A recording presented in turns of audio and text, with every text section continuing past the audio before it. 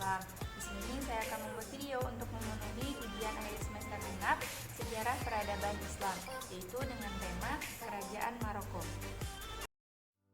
Nama resmi Kerajaan Maroko dalam bahasa Arab adalah Al-Mamlaka Al-Maghribiyah, yang bila diterjemahkan menjadi Kerajaan Barat. Kata Al-Maghrib atau Barat seringkali digunakan untuk merujuk negara ini. Untuk keperluan penelitian sejarah, sejarawan abad pertengahan menggunakan Al-Maghrib Al-Aq atau yang terjatuh di barat untuk merujuk Maroko.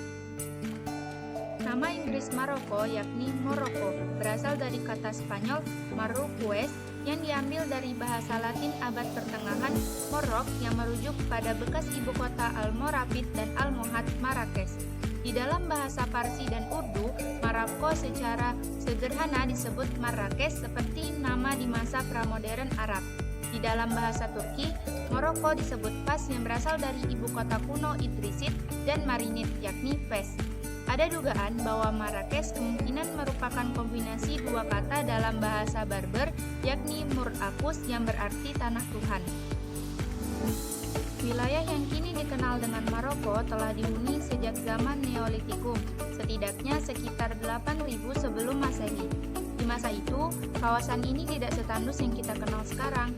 Di zaman klasik, Maroko juga dikenal sebagai Mauritania yang namanya mirip dengan nama negara di Laut India.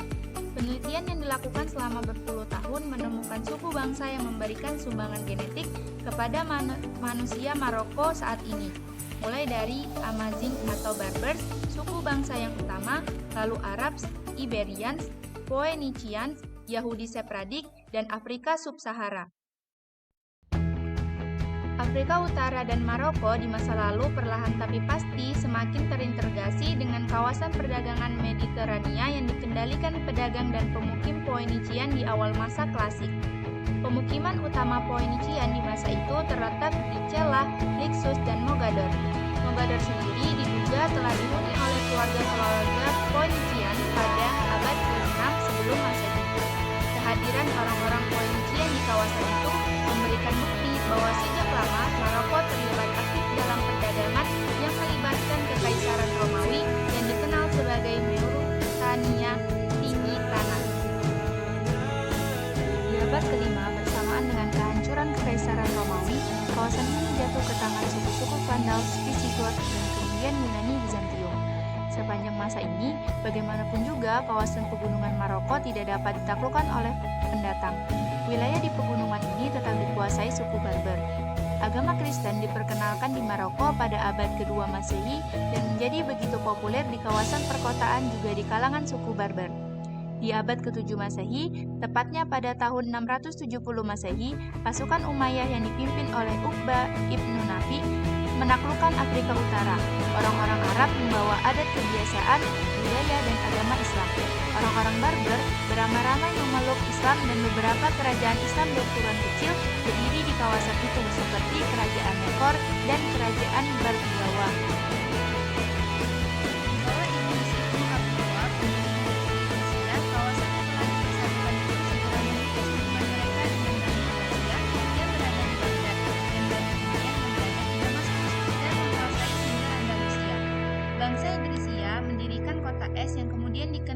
Sebagai pusat pendidikan dan pusat kekuasaan di kawasan itu.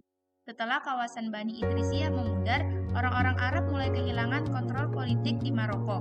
Sementara orang-orang Berber setelah memeluk Islam membentuk pemerintahan dan mulai mengambil alih kekuasaan. Maroko pun mencapai puncak keemasannya di bawah kekuasaan Berber setelah abad ke-11 Masehi.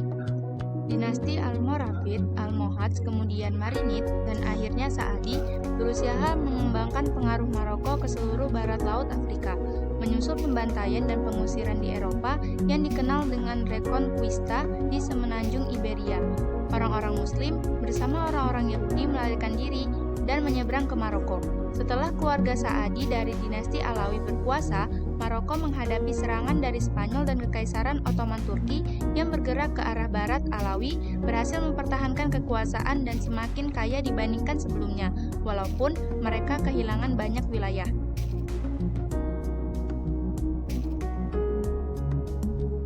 Pada tahun 1684, Alawi menginvasi Tangier pada kurun 1672 hingga 1727, pemerintahan di bawah Ismail bin Sarif yang berlawanan dengan suku-suku lokal mulai membentuk satu negara. Maroko adalah negara pertama yang mengakui kedaulatan Amerika Serikat sebagai sebuah negara yang merdeka pada tahun 1787.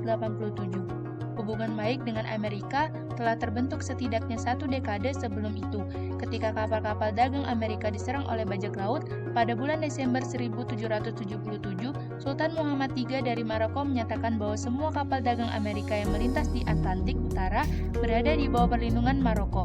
Kini, perjanjian persahabatan antara Amerika dan Maroko menjadi perjanjian persahabatan tertua di Amerika dan tidak pernah lekang oleh waktu.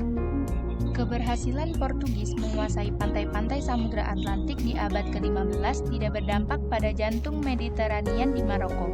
Setelah Perang Napoleon, Mesir dan Afrika Utara perlahan tapi pasti melepaskan pengaruh Istanbul, dan bersamaan dengan industrialisasi Eropa, Maroko pun seperti juga seluruh wilayah Afrika menjadi kawasan yang begitu berharga dan penting untuk dikuasai. Prancis mulai memperlihatkan keinginan mereka menaklukkan Maroko pada tahun 1830. Kekuasaan Prancis di Maroko yang diakui Inggris pada tahun 1904 memancing reaksi keras dari Jerman. Krisis yang terjadi di tahun 1905 pun menghasilkan konferensi Algeciras di Spanyol tahun 1906. Dalam konferensi itu, kekuasaan Prancis di Maroko semakin diakui.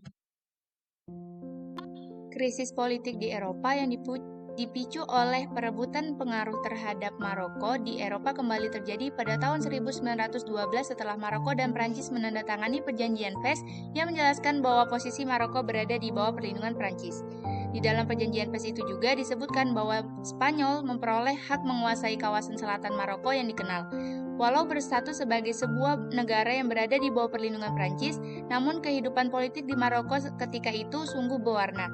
Politisi-politisi Maroko memanfaatkan Atlantic Charter yang ditandatangani oleh pemimpin Amerika Serikat dan Inggris yang isinya antara lain memberikan hak bagi setiap orang untuk menentukan kedaulatan. Manifesto yang disampaikan Partai Istiqlal pada tahun 1944 merupakan salah satu permintaan yang disampaikan partai politik Maroko secara terbuka di pada bulan Agustus 1953, Ahmed Belbachir Haskouri, salah satu seorang tangan kanan Sultan Muhammad V, memproklamirkan Sultan Muhammad V sebagai penguasa Maroko yang sah. Pada Oktober 1955, kelompok Jais al-Tahrir atau pasukan pembebasan yang dibentuk oleh Komite Pembebasan Arab Maghrib melancarkan serangan ke jantung pertahanan dan pemukiman Prancis di kota-kota besar di Maroko. Peristiwa ini bersama peristiwa lain di masa itu telah meningkatkan solidaritas di kalangan orang Maroko. Masyarakat Maroko mengenal masa itu sebagai masa revolusi yang digerakkan oleh raja dan rakyat atau Thourat al-Malik Wasyab yang dirayakan setiap tanggal 20 Agustus. Nah, itu tadi adalah sejarah singkat mengenai kerajaan Maroko. Mungkin hanya itu yang bisa saya sampaikan, kurang lebihnya saya mohon maaf. Wassalamualaikum warahmatullahi wabarakatuh.